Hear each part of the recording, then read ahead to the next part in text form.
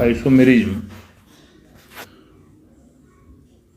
कहता है कि molecular formula same but different structural formula. जैसे मान लीजिए C2H6O है तो उसको दो प्रकार से लिख सकते हैं। एक तो लिख सकते हैं इथाइल अल्कोहल, एक लिख सकते हैं हम लोग डाई मिथाइल ईथर। तो आइसोमेरिज्म का एग्जाम्पल हो गया। ये डिफरेंट टाइप के होते हैं। जैसे पहला स्ट्रक्चरल आइसोमेरिज्म, दूसरा स्टीरियो आइसोमेरिज्म। जैसा कि आपको यहाँ स्ट्रक्चरल हो गया, ये स्टीरियो हो गया। अब इस स्ट्रक्चरल के इतने पार्ट होते हैं: chain isomerism, position isomerism, functional group isomerism, metamerism और टोटोमेरिज्म। स्टीरियो आइसोमेरिज्म के दो पार्ट होते हैं, ज्योमेट्रिकल और ऑप्टिकल। अब एक एक करके इसको डिफाइन किया जा रहा है। जैसे मान लीजिए कि चेन आइसोमेरिज्म क्या है। कहता है कि स्ट्रक्चर जो मॉलिक्यूलर फॉर्मूला होगा वो तो सेम होगा, लेकिन इसका जो स्ट्रक्चर होगा वो डिफरेंट होगा। जैसा कि एग्जाम्पल में दिखाया गया है कि ये जो है पेंटेन है, जिसका फॉर्मूला हो गया C5H12। इसको एक सीधी श्रृंखला में दिखाया गया, एक ब्रांच में एक ऊपर नीचे CH3 हो गया, ये CH3 ये CH3। इसका नाम हो गया पेंटेन, इसका नाम हो गया 2-मिथाइल 1 2 3 4 2-मिथाइल ब्यूटेन। इसका दो ही नंबर पे ऊपर नीचे है तो 2,2-डाइमिथाइल प्रोपेन। तो इसका क्या हुआ, केवल चेन बदल गया। चेन बदलने से ये कहलाएगा चेन आइसोमेरिज्म। इस तरह से एग्जाम्पल दे देगा नीट में और पूछेगा इसमें कौन सा आइसोमेरिज्म है। और ये आइसोमेरिज्म बहुत ही इंपॉर्टेंट चैप्टर है, स्पेशली नीट के लिए। दूसरा आया हम लोग का पोजीशन आइसोमेरिज्म। ये कहता है पोजीशन आइसोमेरिज्म कि इसका मॉलिक्यूलर फार्मूला सेम होगा।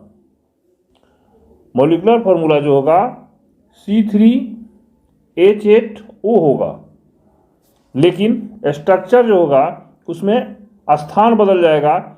इसमें 2 नंबर पे OH है, इसमें 1 नंबर पे OH है। इसका नाम हो गया प्रोप 1 ऑल, इसका नाम हो गया प्रोप 2 ऑल। तो पोजीशन का मतलब हुआ स्थान परिवर्तन। स्थान बदल गया तो पोजीशन कहलाया। ये दिया रहेगा और पूछेगा कि इसमें कौन सा आइसोमेरिज्म है।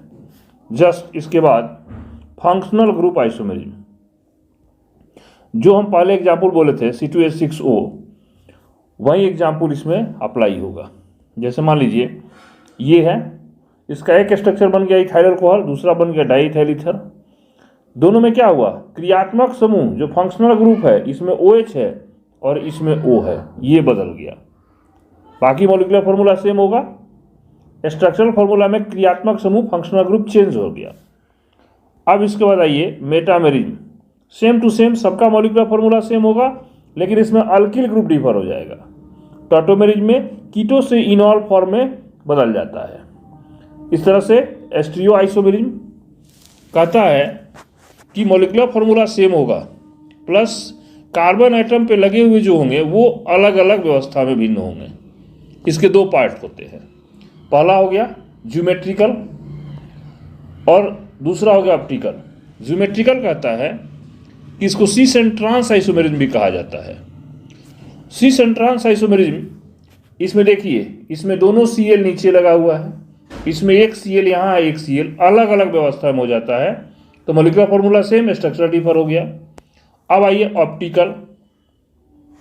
ऑप्टिकल आइसोमेरिज्म कहता है कि मॉलिक्यूलर फार्मूला सेम होगा, लेकिन उसमें D एंड L फॉर्म आ जाएगा। एक तरफ क्या होगा कि दोनों H और OH एक साइड में लगे हुए रहेंगे, उसमें क्या होगा डिफरेंट, ये हो जाएगा ऑप्टिकल। इस तरह से आइसोमेरिज्म में इतना पार्ट है, केवल एग्जाम्पल दे करके और उसको पूछ देगा कि इसमें कौन सा आइसोमेरिज्म है। फिलहाल आप लोगों को इसको केयर करना होगा, इसको ठीक से पढ़ना होगा। इसमें अगर कहीं भी कोई दिक्कत हो फिर आप इसको कमेंट कीजिएगा। इसके पार्ट्स, इसके सब धीरे धीरे सब एग्जाम्पल, और इसको देखते हुए आप कंफर्म कीजिएगा कौन से एग्जाम्पल में कौन सा आइसोमेरिज्म है।